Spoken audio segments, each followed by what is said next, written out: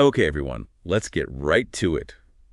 Today, we're diving deep into something I think we've all had some experience with, and that's those flashing lights and sirens coming up behind us while we're driving. You know what I mean? Oh, yeah, for sure. Heart always skips beat. Right. So we're talking emergency vehicles, Mm.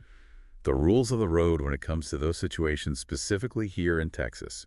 And to help us out with this deep dive, we've got Lieutenant Jeremy Cox from the Grayson County Sheriff's Office. Always good to hear from those on the front lines. Absolutely. He offered some really good advice and reminders. And honestly, this stuff is so important because we're not just talking about avoiding tickets here. No, not at all. It's really about making sure everyone stays safe out there on the roads. Exactly. So let's get into it.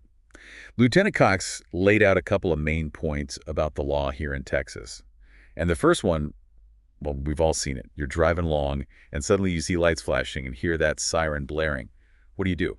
All right, so the law is very clear on this one. You have to yield the right of way to that approaching emergency vehicle. And that means pulling over to the right. Yeah. Yeah, as far as you can safely go. Mhm. And that's a key point. Sometimes traffic or road conditions might not let you get all the way over to the shoulder. The important thing is to be safe about it. Right, safety first, for sure. So you pull over, come to a complete stop, and wait for that emergency vehicle to pass no exception. Exactly. And it might be good to really dive into what yield the right of way actually means because it's not always so simple. Mhm. Basically, it means you're giving that emergency vehicle priority over everything else on the road.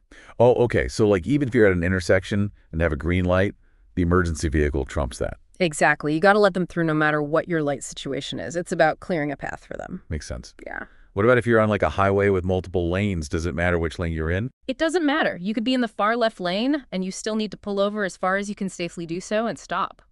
The goal is to create a clear path for them to pass no matter what. So sometimes you might end up stopped in the middle of the road temporarily to let them through. Got it. That's a good visual. All right. So the second point Lieutenant Cox mentioned is the move over or slow down law. And this one seems like it can be a little confusing. Yeah, I think a lot of people aren't totally clear on this one. So basically, this applies when you see any emergency vehicle stopped on the side of the road. Okay. So it's not just about those vehicles that are actively responding to a call with sirens and lights going. Right. It could be a police officer doing a traffic stop or a tow truck helping someone out or even utility workers, fixing power lines or something. Oh, so it applies to those TXDOT vehicles with those flashing amber lights too. Exactly. Anyone displaying flashing lights on the side of the road, this law applies. And you have two options, either move over a lane if it's safe to do so, or if you can't change lanes because of traffic, you have to slow down. Slow down to what, like 20 miles an hour? 20 miles an hour below the speed limit, yeah. Okay, so it's about protecting those folks who are working right on the edge of the road. Exactly. Give them a buffer zone, make it safer for them because they're often just inches away from traffic moving at high speeds. That buffer can really make all the difference. It's a simple change with a potentially huge impact. And Lieutenant Cox pointed out that there are some serious consequences for not following these laws. Yeah, you can get hit with some pretty hefty fines for violating the move over or slow down law, like up to $2,000, especially if there's property damage or heaven forbid someone gets hurt. Wow, yeah, no one wants that. And, it's interesting because even if we know these rules, sometimes in the moment, those sirens and lights can really get to you. I know exactly what you mean. Sometimes you kind of freeze up in those situations. Yeah, I think it triggers that fight or flight response, Yeah, and it can be hard to think straight. absolutely. Our brains aren't always wired to make the best decisions under pressure. So how do we overcome that then? Well, I think it's all about preparation. The more familiar you are with these rules, the more likely you are to respond correctly, even under stress. It becomes almost automatic. So this deep dive is a good step in the right direction.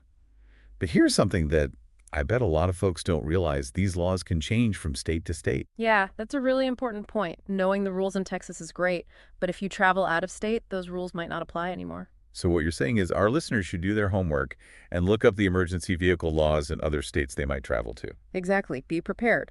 And hey, why stop there? Tell your friends and family about it too. Right? Spread the knowledge. Let's make those roads safer for everyone. So remember, folks, yield the right of way, move over or slow down, and let's all get where we're going safely. Couldn't have said it better myself. That's all for today. Until next time, folks. See ya.